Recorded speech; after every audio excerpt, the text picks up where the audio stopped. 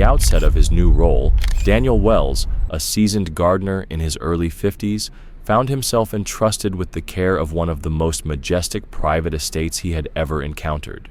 The sprawling grounds of the Hale Mansion stretched before him like a living tapestry, each flower bed and hedge a testament to years of meticulous design and recent neglect. As he pruned tangled rose canes and coaxed wayward vines back into place, the soft spring breeze carried the faint scent of blossoming magnolias and freshly turned earth. Through the grand windows of the mansion, he caught sight of a small figure watching him intently, her silhouette framed by the ornate glass. To his surprise, he learned from a passing butler that the owner, Christopher Hale, known simply as Chris, had a young daughter who remained curiously seldom seen beyond the mansion's walls. Intrigued but unaware of the girl's secret life indoors, Daniel continued his work, letting the rhythmic snip of his shears and the gentle rustle of leaves anchor him in his task. Before we dive deeper into this gripping tale, tell us in the comments where you're tuning in from today, and if you enjoy this story, please hit subscribe and ring the bell for more. Moments later, the hush of the estate was broken by the crunch of tires on gravel. Daniel straightened, muscles easing the ache in his back, and watched a sleek black luxury sedan glide to a halt in front of the mansion's circular drive. From behind the wheel stepped Chris Hale, a man in his early 40s whose tailored charcoal suit and polished leather loafers spoke volumes about his wealth, yet whose easy smile and genuine warmth set him apart from the imperious employers Daniel had known in the past. "Good afternoon, Daniel," Chris called, his voice smooth as the sunlight dappling the lawn. "I'm so grateful you could come out on short notice. The gardens need your touch after a month of neglect. If you need anything, coffee, water, even lunch, just ask the chef. He'll be happy to help." Daniel nodded, touched by the offer. In his many years tending estates, he had grown accustomed to terse instructions and tight budgets. Here he felt valued and respected, earning $50 an hour for bringing the gardens back to life. As Chris disappeared inside, Daniel returned to his pruning, reflecting on how unusual it was to find a boss who combined generosity with genuine concern for his team. Above him, clouds began to gather, and the promise of rain urged him to pick up the pace. There were still hedges to shape and flower beds to tidy before the sky broke open. Just as he reached for his shears, the mansion's front door clicked open once more, and Daniel sensed that this quiet afternoon was about to take an unexpected turn. From a simple gardening errand to a heart-stopping mystery, Daniel's afternoon took a sharp turn the moment he spotted Chris standing film-still at the doorway, pruning shears frozen in midair. The easygoing smile Daniel had seen earlier was replaced by an expression of raw fear. Chris's eyes darted anxiously across the manicured lawns as he hurried down the steps. "Daniel!" he called, voice trembling. "Have you seen my little girl?" "Your daughter?" Daniel echoed, taken aback by the panic in Chris's tone. He shook his head. "I haven't seen anyone out here. What does she look like?" Chris paused, scanning every hedge and flower bed as if willing his child to appear. "She's 7 and she was wearing a pink beanie." "I'm certain, Mr. Hale," Daniel replied, furrowing his brow as he replayed the past hour's work in his mind. "It's just been the two of us." Chris's worry deepened, lines of concern that Daniel had never seen on his normally composed employer, and with a curt nod, Chris turned and strode back inside, urgency in every step. Daniel's hands trembled slightly as he resumed his pruning, the garden's usual serenity shattered by a current of unease. Every rustle of leaves, every distant bird call set his senses on edge. He found himself glancing over his shoulder, half expecting to see a small figure slip behind a statue or crouch beneath a rose trellis, as memories of his own daughter, lost to leukemia decades ago, surged unbidden. The fear in Chris's eyes became all too familiar. Time slowed. His heart pounded with the same helpless dread he had once felt when his little girl vanished even for a moment. With the sky turning heavy and rain threatening, Daniel worked faster, his mind torn between tending the grounds and praying the missing child would be found safe. Moments later, as Daniel approached a grand bay window, a soft knock broke his focus.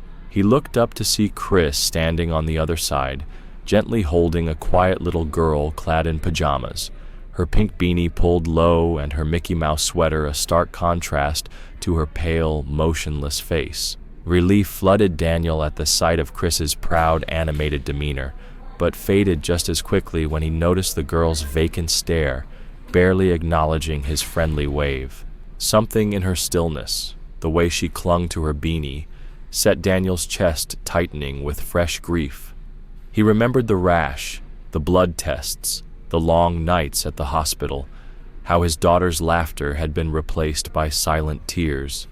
As Chris led the girl back inside, Daniel exhaled, shaken by the garden's sudden transformation from a place of peace to the backdrop of a father's worst nightmare, and resolved to keep a vigilant watch over every hidden corner of those grounds. Lost in the flood of painful recollections, endless hospital sessions, skyrocketing medical bills, and the crushing realization that they were running out of both hope and resources, Daniel didn't notice his tears until the mansion's front door clicked, open behind him.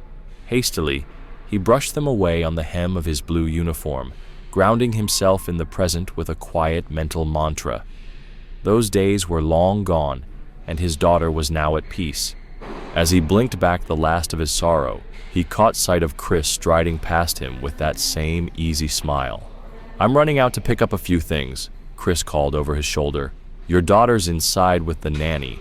Looks like rain's coming. If it starts before you're done, head to the staff quarters for cover and something to eat." Touched by the thoughtful gesture, Daniel replied, "Thank you, Mr. Hale. I'll be fine. Please drive safely." With that, Chris eased into his luxury sedan and was gone. Left alone again, Daniel refocused on his pruning, though his mind still churned with memories. When he rounded the corner to the far side of the estate, he nearly jumped at the sight of the little girl standing motionless behind another broad window. Her eyes met his through the glass, cold and distant. Determined to bring a spark of warmth, Daniel plucked a few leaves from a low shrub and perched them atop his head like makeshift bunny ears. He hopped and wiggled his nose comically, calling, "Hello there, I'm Dan, the gardener. What's your name?" After a moment's hesitation, the girl answered in a soft, almost inaudible whisper, "Jocelyn." Daniel beamed. "That's a lovely name. Want to come out and help me make these flowers beautiful?" He gestured to the lush beds around him, but her face fell. "I'm not allowed outside," she murmured. Concerned, Daniel gently probed why, but Jocelyn only shook her head, turning away. Trying a different approach, Daniel shared, "I once had a daughter named Jaylene. She was quieter like you." He paused, struck by how similar the name sounded. Encouraged, Jocelyn slowly lifted her beanie, and Daniel's breath caught at the sight of her completely bald head. The unmistakable mark of chemotherapy brought back the agony of his own child's battle. Before he could gather his thoughts or offer comfort, the crunch of gravel alerted him to Chris's return. Jocelyn's eyes widened in fear, and she darted from the window, leaving Daniel shaken. As Chris unloaded bags of fresh produce and snacks from his trunk, Daniel noticed something curious among the groceries: a box of wigs and a bottle of hair growth serum. At the sight of those familiar treatments, he stepped forward, voice gentle but firm. "Mr. Hale, I didn't realize your daughter was undergoing treatment. I'm so sorry. My own little girl passed from cancer years ago. I remember her doctors prescribing minoxidil to help her hair grow back after chemo." Chris froze at the mention of the medication, his reaction immediate and intense. Overwhelmed by memories of endless hospital visits, crushing medical expenses, and the gut-wrenching realization that they were running out of both hope and funds, Daniel didn't notice the tears streaming down his cheeks until he heard the heavy front door swing open behind him. Quickly, he wiped them away on the cuff of his uniform shirt and reminded himself that those dark days were decades past, that his little girl now watched over him from someplace peaceful. As he blinked back the last of his sorrow, he caught sight of Chris striding past, still offering that effortless, encouraging smile.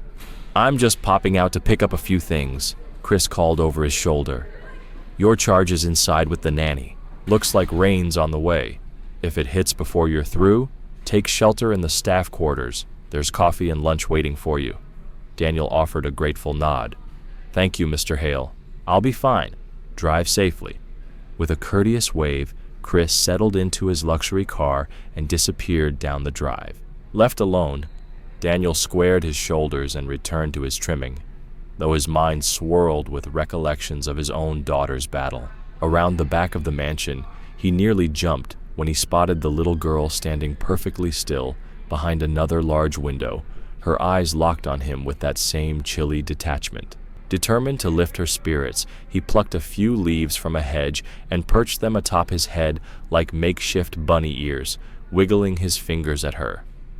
"Hello there," he called. "I'm Dan, the gardener. What's your name?"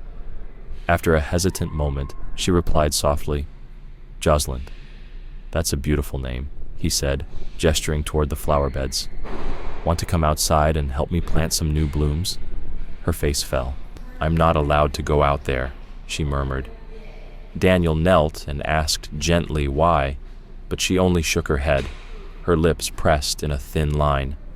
Trying another tack, he sighed and admitted, "You know, I once had a daughter named Jeline. She was quiet, like you." The name seemed to strike a chord. Jocelyn's eyes flickered, and with a slow, almost hesitant motion, she reached up and pulled off her beanie. Daniel's breath caught at the sight of her smooth, hairless scalp, the unmistakable sign of chemotherapy. Before he could find the right words, the crunch of gravel announced Chris's return.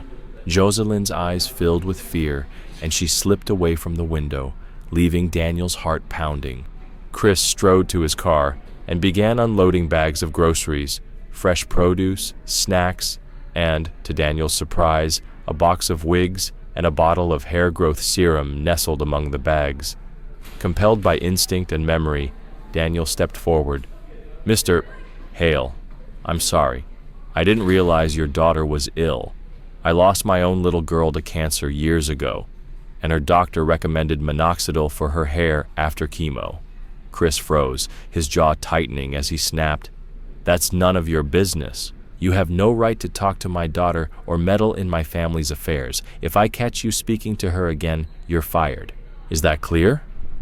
With that, he slammed the trunk shut and marched back into the house, leaving Daniel standing in stunned silence. Guilt and regret churned in Daniel's chest. He berated himself for overstepping, for stirring up fresh pain when Chris was already carrying enough.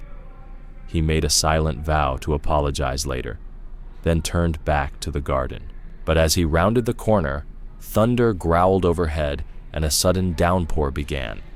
Hastily, he gathered his tools and hurried to the staff quarters, where the warm aroma of coffee and cooking greeted him, a stark contrast to the storm outside. Inside, the chef welcomed him with a steaming mug. "Rough morning?" he asked kindly. Daniel nodded, debating whether to share the morning's ordeal.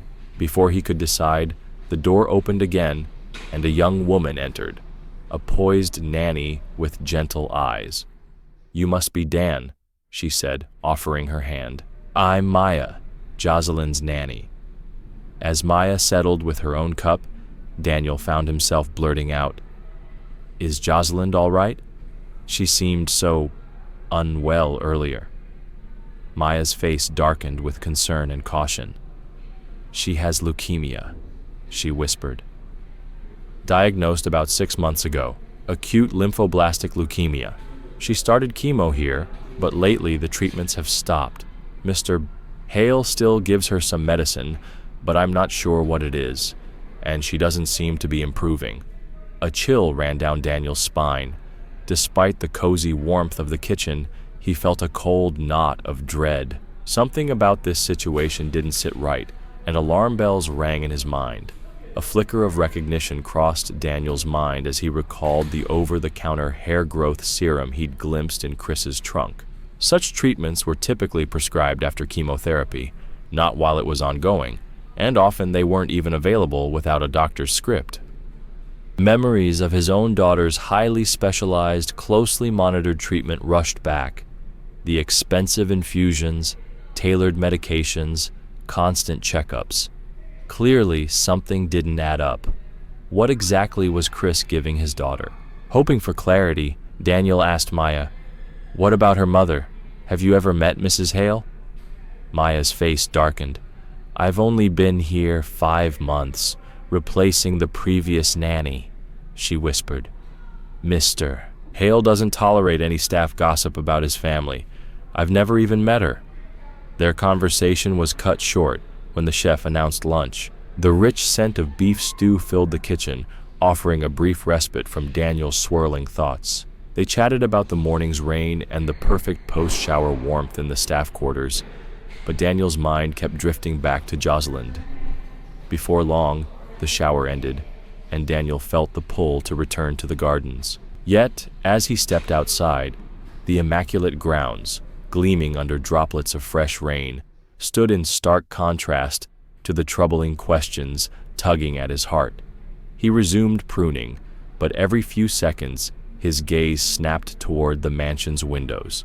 The image of Jocelyn's bald head haunted him, her empty stare, the way she'd recoiled when her father refused his help. He couldn't shake the sense that something was profoundly wrong. Suddenly, movement at the back door made him start. Jocelyn came sprinting toward him, tears streaking down her cheeks, with Maya close behind, though the little girl was faster. Before Daniel could intervene, Jocelyn threw herself into his arms, wrapping her small frame around him in desperation. "Easy, sweetie," Daniel murmured, though his chest tightened. If Chris saw this, he'd be out of a job, but the girl's anguish overrode his fear. "You shouldn't be out here alone. What's wrong?" Jocelyn looked up, panic in her eyes. I don't feel well," she sobbed. "My head hurts so much, and I can't breathe right. It's like water's filling my lungs." Daniel's heart lurched. He knelt to her level and placed a gentle hand on her shoulder. "Tell me exactly what's happening, honey." In a trembling whisper, she removed her beanie, exposing her bare scalp. "My head, it hurts all the time, and I'm always so tired." She pressed a hand to her chest. "And when I breathe, here, it aches.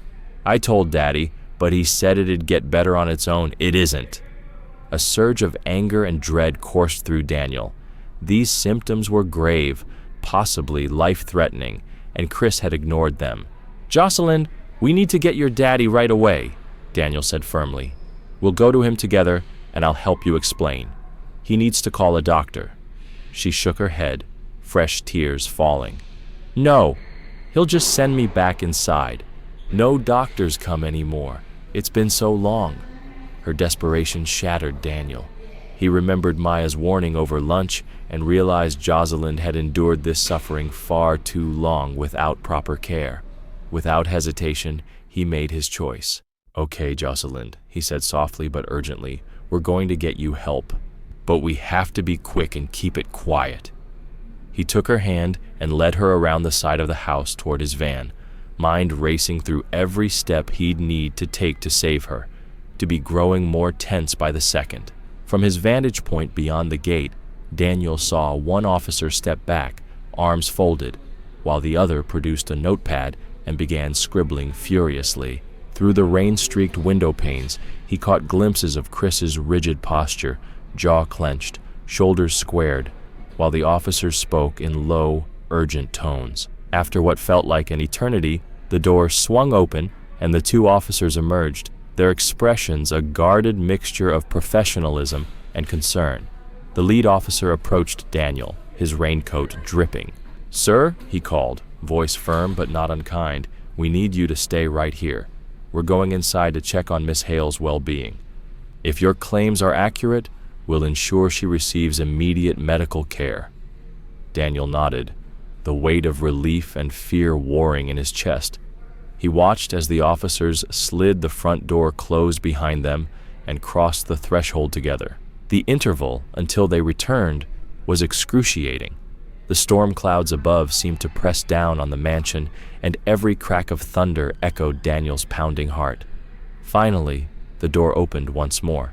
This time the officers emerged carrying a small, bundled figure, Jocelyn, in a thick blanket, her face pale, but her eyes alight with wary trust.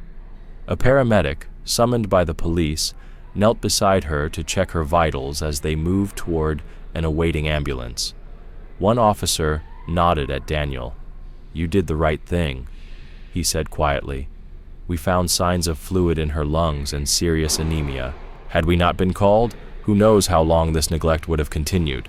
We've notified Child Protective Services, and Mrs. Hale, her mother, is on her way here now." As the paramedic lifted Jocelyn gently onto a stretcher and into the back of the ambulance, Daniel allowed himself the first full breath of the afternoon.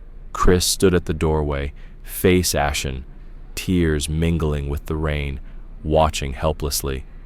When the ambulance doors closed, Chris turned and met Daniel's gaze across the slick lawn. Daniel's throat tightened. He wanted to storm forward, to explain how deeply sorry he was, to beg Chris's forgiveness, but instead he simply raised his chin in a respectful nod.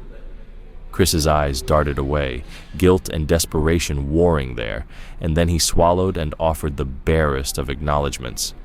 Daniel didn't wait for words. He watched the ambulance lights flicker through the curtain of rain as it pulled away, racing toward the hospital that would finally give Jocelyn the care she so desperately needed. And as the first streaks of sunset broke through the clouds, he allowed himself a single, quiet prayer of gratitude for the rescuers who arrived in time, for the little girl now in safe hands, and for the chance to honor his daughter's memory by saving another child's life. The rock straight through the glass with a sharp crack that echoed across the terrace.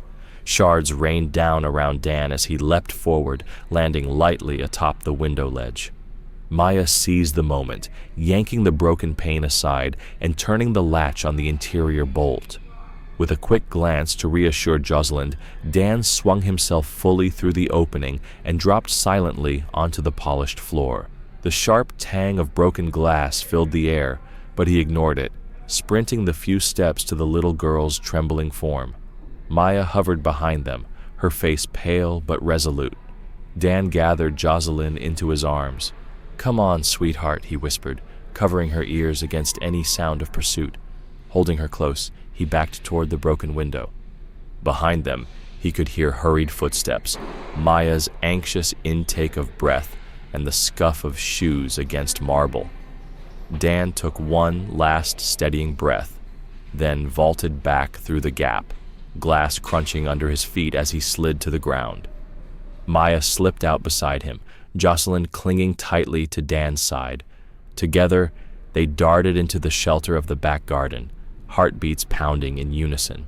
Sirens began to wail faintly in the distance, an echo of hope and dread. As they melted into the maze of hedges, Dan vowed that no force of wealth or corruption would stop him from getting Jocelyn the care she so desperately needed. Detective Sergeant Meta Reeves listened intently as Dan's words tumbled out, each detail sharpening the crisis in her mind. When he finished, she nodded once, steeling herself for the next step. "Thank you, Mr. Wells," she said softly but firmly. "You did the right thing by bringing her to us." She turned to her team. "Officers, we need medical and child protective services here immediately. This child requires a full evaluation and will need to secure her safety." One of the uniformed officers sprang into action, radioing for an ambulance and CPS. Another stepped back toward the mansion to await their arrival and ensure no one interfered. Reeves knelt again beside Jocelyn, speaking in a gentle voice. "Sweetheart, you did brilliantly telling us how you felt. We're going to take you somewhere safe where doctors will make you feel better." Jocelyn's small nod was brave but exhausted, her grip on Dan's hand tightening. Dan smiled through his own tears as he watched the detective offer the little girl a reassuring brush of hair. Within minutes, an ambulance rolled up, followed by a marked CPS van. Paramedics hurried over, their equipment in hand, and one knelt beside Jocelyn to check her breathing and pulse. His brow furrowed as he listened to her lungs. "There's fluid buildup here," he murmured, then gave Reeves a curt nod. CPS workers approached Maya as she emerged from the staff quarters, her face pale but determined, and gently led her toward Jocelyn. Dan stood back, heart pounding, as the paramedic lifted Jocelyn onto a stretcher. Maya squeezed Dan's shoulder, eyes filled with gratitude. Reeves approached Dan once more. "Mr. Wells, we're going to take custody of Jocelyn until her mother arrives, and then she'll be placed under medical care and protective supervision. We'll also be conducting a full investigation into Mr. Hale's conduct." Dan's throat tightened, relief and lingering fear mingling within him. "Thank you," he managed. "Thank you for listening." As the stretcher was loaded into the ambulance and the CPS workers secured their paperwork, Dan watched the doors close. The first officer to have brushed him off earlier now stood at the gate, shame flickering in his eyes. Reeves placed a hand on Dan's arm. "You're a hero today," she said quietly. "Without you, we might never have known what was happening inside that house." Dan exhaled, the weight of the morning's turmoil finally lifting as he realized the power of speaking up, even against wealth and indifference. He squared his shoulders and offered one last glance at the mansion's towering facade, its secrets exposed and its walls no longer able to hide a child in peril. That evening, as the rain gave way to a calm twilight, Dan sat in his quiet cottage, hands still trembling but heart steadied by hope. He closed his eyes and whispered a prayer for Jocelyn's recovery and for all the children who cannot fight alone. In honoring his own daughter's memory, he had saved another life, and this time he knew he had truly made a difference. "Child Protective Services is on their way," the supervisor reassured Dan, his voice gentle but firm.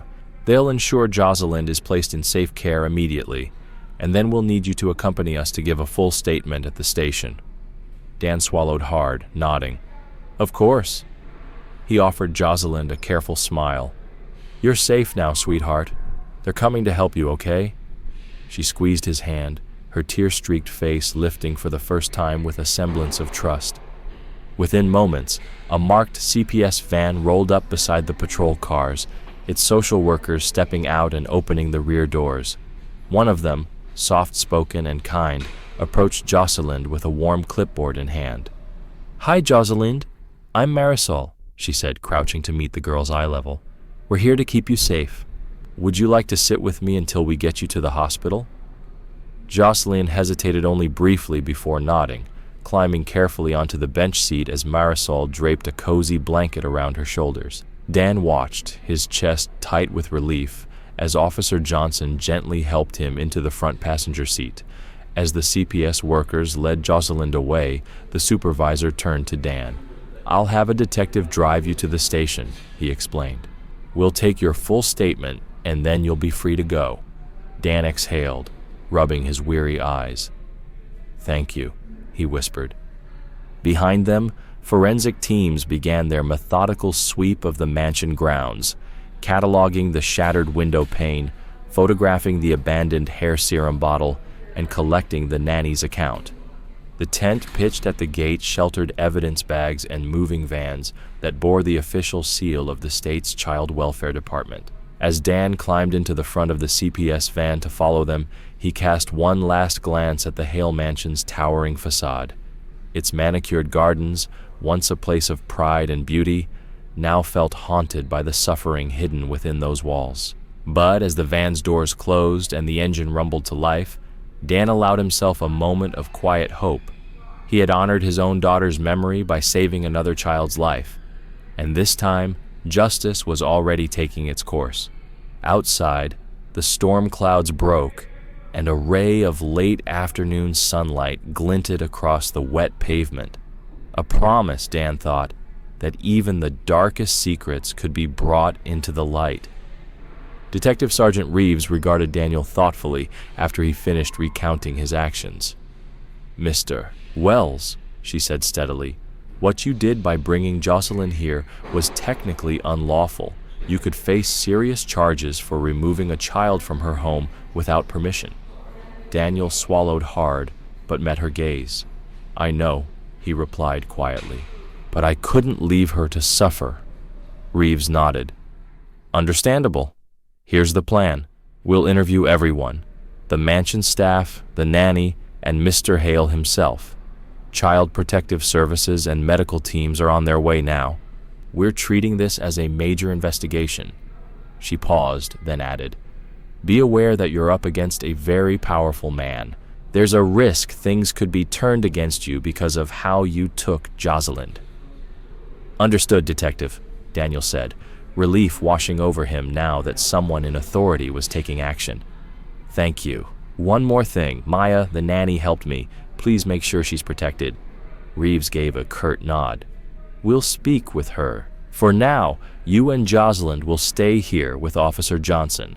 As Reeves led her team toward the mansion, Daniel knelt beside Josalind, brushing a lock of hair from her damp forehead. "Some very nice people are coming to look after you," he promised. She nodded, clutching his finger.